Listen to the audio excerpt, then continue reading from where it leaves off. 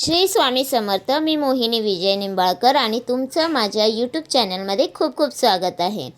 ज्येष्ठ महिन्यात असते वटपौर्णिमा आणि तीच ह्यावेळी म्हणजे 2025 साली आलेली आहे 10 जून रोजी. ह्या दिवशी महिला वडाच्या झाडांची पूजा करतात. वटवृक्षाला सुती धागासुद्धा गुंडाळतात. वडाच्या झाडाला 7 प्रदक्षिणा देखील घालतात आणि त्याचबरोबर प्रार्थना देखील करतात की माझ्या घरातील सगळ्यांना दीर्घ आयुष्य लाभो, तसेच सुख समृद्धी लाभू दे, तसेच सगळ्यांची प्रगती होऊ दे. त्यासोबतच जर एखाद्या स्त्रीला मूलबाळ होत नसेल तर ते व्हावे म्हणून देखील अनेक स्त्रिया प्रार्थना करतात.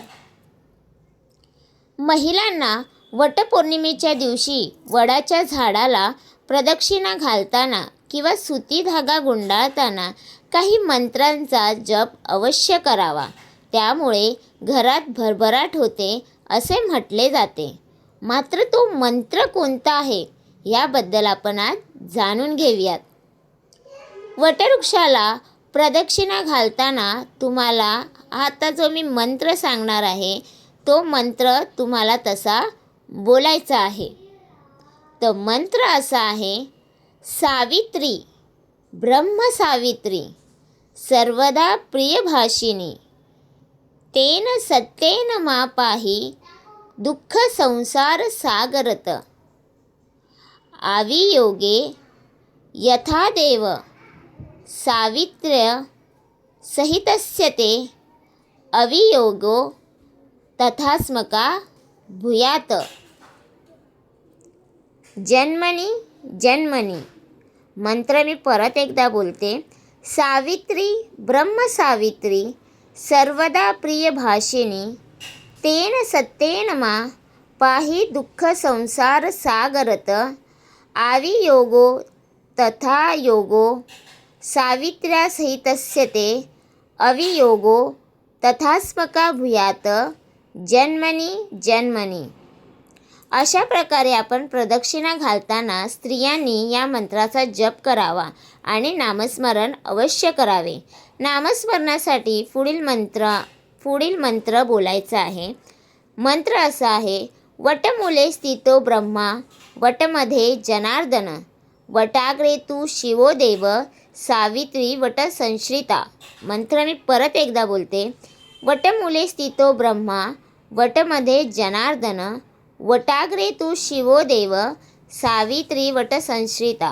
अशा प्रकारे आपण नामस्मरण करायचं आहे. सगळ्यात शेवटी आपण सावित्री मातेची आरती देखील करायची आहे. हे पाठ केल्यानंतर आपल्या पतीच्या तसेच कुटुंबातील बाकीच्या लोकांचे आरोग्य तसेच घरातील संकटे दूर होण्यासाठी आपण वटवृक्षाकडे प्रार्थना करायची आहे.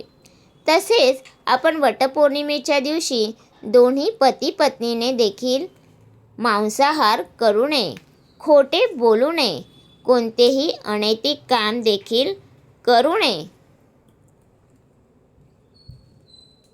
म्हणूनच ह्या दिवशी महिला वर्ग तर उपवास ठेवतोच, तसेच त्यांचे मनोबल वाढवण्यासाठी पती देखील उपवास ठेवू शकता.